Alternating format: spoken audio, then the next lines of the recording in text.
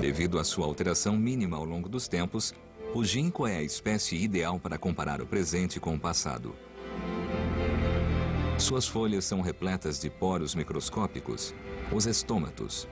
Essas minúsculas bocas servem para sugar o dióxido de carbono da atmosfera. O número de estômatos nas folhas do ginkgo indica a quantidade de dióxido de carbono disponível na atmosfera. Quando a atmosfera está cheia de dióxido de carbono, elas só precisam de alguns estômatos. Analisando fósseis de ginkgo que se formaram há 250 milhões de anos, nós percebemos que elas tinham pouquíssimos estômatos para absorver o gás. O que significa que havia muito dióxido de carbono disponível na atmosfera. Os pesquisadores estudaram folhas antigas de regiões do mundo todo e calcularam que havia 3 vezes mais dióxido de carbono na atmosfera terrestre há 250 milhões de anos do que hoje. Trata-se de um desastre global e mortal. O único fator capaz de produzir tamanha quantidade de dióxido de carbono é a atividade vulcânica, mas em uma escala gigantesca. Quando acontece uma erupção capaz de criar algo como as armadilhas siberianas, você imagina um apocalipse na natureza, uma nuvem de cinzas bloqueando o sol. Mas o que aconteceu de verdade foi uma imensa liberação de gases vulcânicos em uma erupção. Os gases aprisionaram o calor e a temperatura aumentou exponencialmente. A lava das armadilhas transformou a Sibéria em uma zona de desastre sem vida. Mas o dióxido de carbono pode se misturar à atmosfera, aprisionando o calor como um carro estacionado em um dia de verão. A 11 mil quilômetros da Sibéria fica o Vale de Karoo, na África do Sul. Ali, as rochas oferecem aos geólogos uma pista de que o dióxido de carbono liberado na erupção não provocou um desastre climático somente na Sibéria. Um antigo córrego corta a paisagem, expondo camadas de rochas que datam de pouco antes e pouco depois do início das erupções das armadilhas siberianas. São os argilitos, rochas que se formam no lodo do leito dos rios. As evidências mostram que, tal qual na Sibéria, a região era um enorme pântano coberto de água. Mas há também evidências de transformações. Essas rochas de cor esverdeada em que estou pisando são as pedras mais antigas. As outras, as que têm uma cor avermelhada, são as mais recentes. A cor vermelha indica que houve uma transformação ambiental e que o clima provavelmente ficou seco e mais quente. O lodo é rico em ferro. Quando protegido por plantas ou coberto de água, ele fica verde. Quando exposto ao sol, torna-se cor de ferrugem. As rochas vermelhas são uma prova do desaparecimento da vegetação e da água que cobriram o lodo. Há 250 milhões de anos, enquanto a Sibéria expelia gases vulcânicos na atmosfera, a África do Sul ressecou, esquentou e se tornou um deserto. No Vale do Karoo, foi encontrada a primeira evidência de que não só as plantas morreram. Esta ossada foi encontrada em 1934. Minha tia, que na época era uma garotinha, estava voltando da escola um dia e perguntou ao pai dela: "Pai, o que é um fóssil?" E meu avô sugeriu que eles fossem fazer um piquenique nas montanhas para tentar encontrar um fóssil. E entre outros ossos, eles encontraram este aqui. No seu próprio quintal, a família Rubid encontrou os restos de um animal que a ciência ainda não conhecia. Esta criatura é um gorgonopsídeo, um lagarto carnívoro de 3 metros que vagou pela África do Sul durante o período Permiano, centenas de milhões de anos antes mesmo da evolução dos dinossauros. Mas a estimativa da idade do fóssil revelou que durante a erupção da Sibéria, esses animais começaram a morrer. Os gorgonopsídeos eram predadores dominantes no período Permiano, cujos fósseis são encontrados nas camadas das rochas permianas. Eles viveram nesta área de 260 a 251 milhões de anos atrás. De repente, conforme podemos notar pelas análises das camadas permianas, eles desapareceram. E os gorgonopsídeos não estavam sozinhos. Praticamente, não existe nenhum fóssil mais recente que 250 milhões de anos. A 11 mil quilômetros do supervulcão siberiano, algo fez com que a Terra secasse, as plantas morressem e quase todos os animais entrassem em extinção. Um fator crítico para tamanho desastre foi o dióxido de carbono expelido pelas rochas vulcânicas. Mas era apenas o início desta reação em cadeia de milhões de anos, desencadeada pelas erupções siberianas. A investigação descobriu como a atividade vulcânica na Sibéria gerou uma catástrofe global. Fósseis de folhas de ginkgo dão evidências de que a atmosfera estava repleta de dióxido de carbono vulcânico. Um crânio de gorgonopsídeo revela a morte de animais na mesma época. Mas o pior estava por vir. As catastróficas erupções siberianas provocariam um novo e mortífero pesadelo.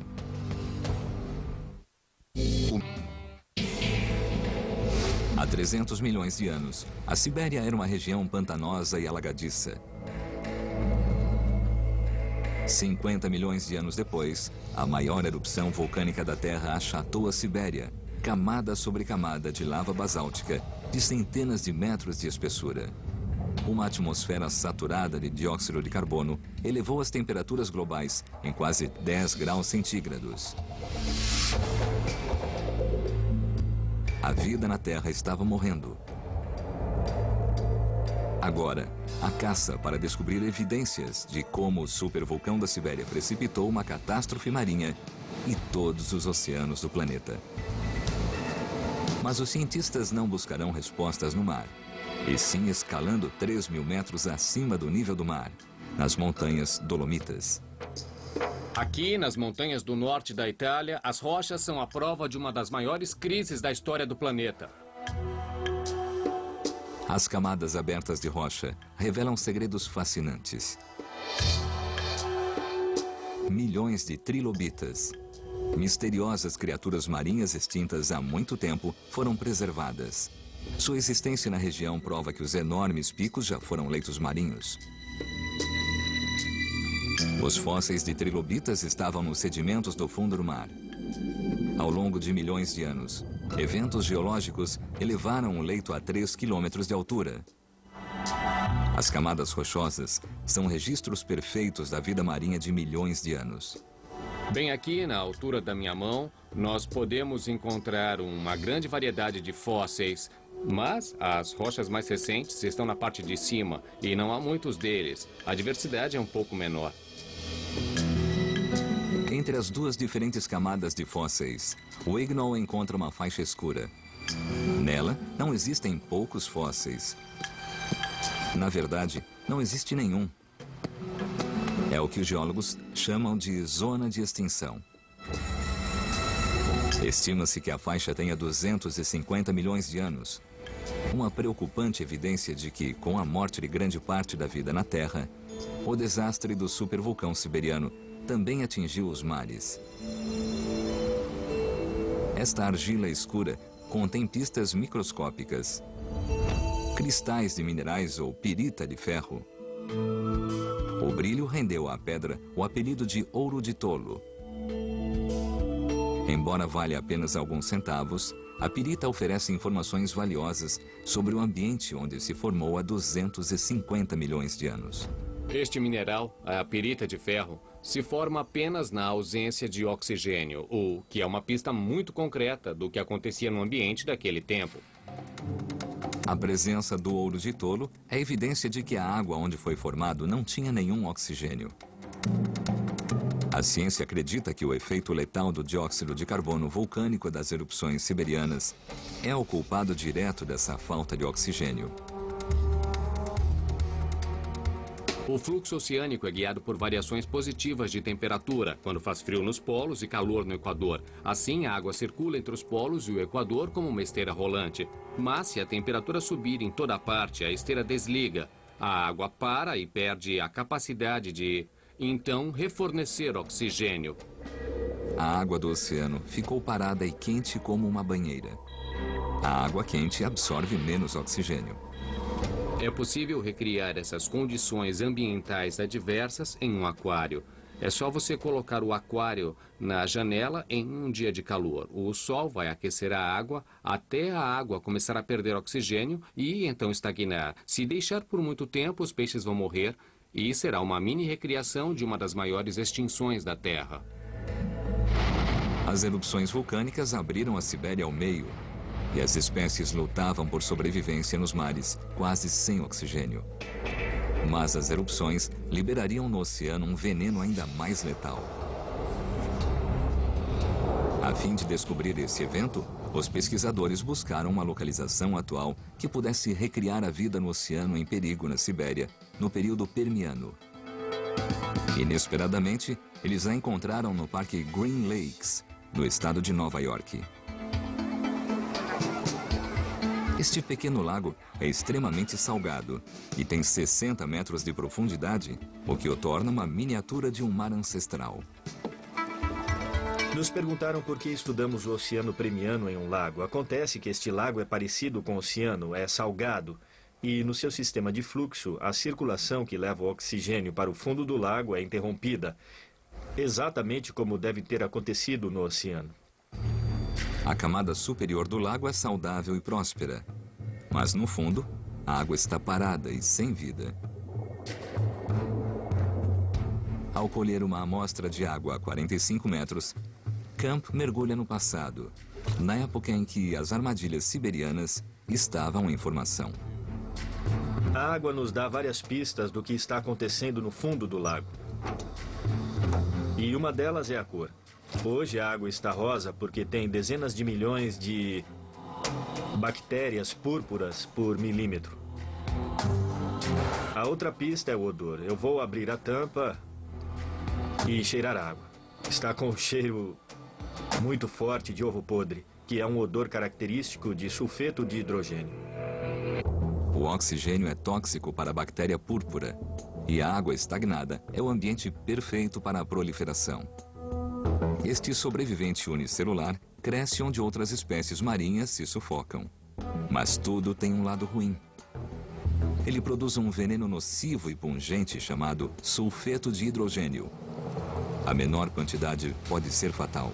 A mesma bactéria vive nos esgotos, onde os trabalhadores utilizam detectores de gás. O sulfeto de hidrogênio priva o organismo de oxigênio e é uma poderosa neurotoxina que também tem um efeito prejudicial. O sulfeto de hidrogênio é traiçoeiro porque paralisa o nervo olfativo e o indivíduo não sente mais odor. Isso é terrível, pois você não sente o cheiro do gás e ele se torna instantaneamente letal. Camp quer descobrir se esse mesmo veneno que castigou os mares foi liberado pela erupção siberiana. Ele procura provas em rochas de 250 milhões de anos. As bactérias não deixam fósseis, e a saída é buscar rastros químicos deixados para trás. As pistas que procuramos são compostos chamados biomarcadores. São fósseis químicos, fragmentos de organismos preservados por um longo período geológico nessas pedras. Com esses fragmentos e os fósseis químicos, é possível identificar quais organismos foram afetados nessa extinção em massa. Tais como fragmentos de ossos ou conchas, o fóssil químico é uma digital que identifica o micro-organismo que o deixou. E Camp teve sorte. Eis a prova que eu estava procurando.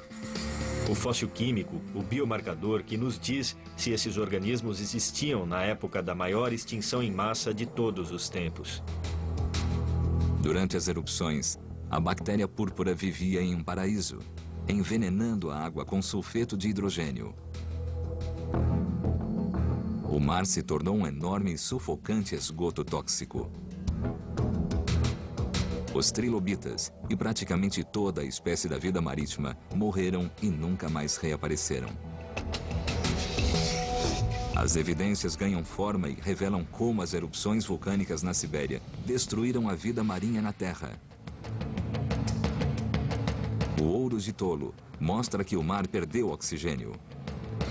Biomarcadores revelam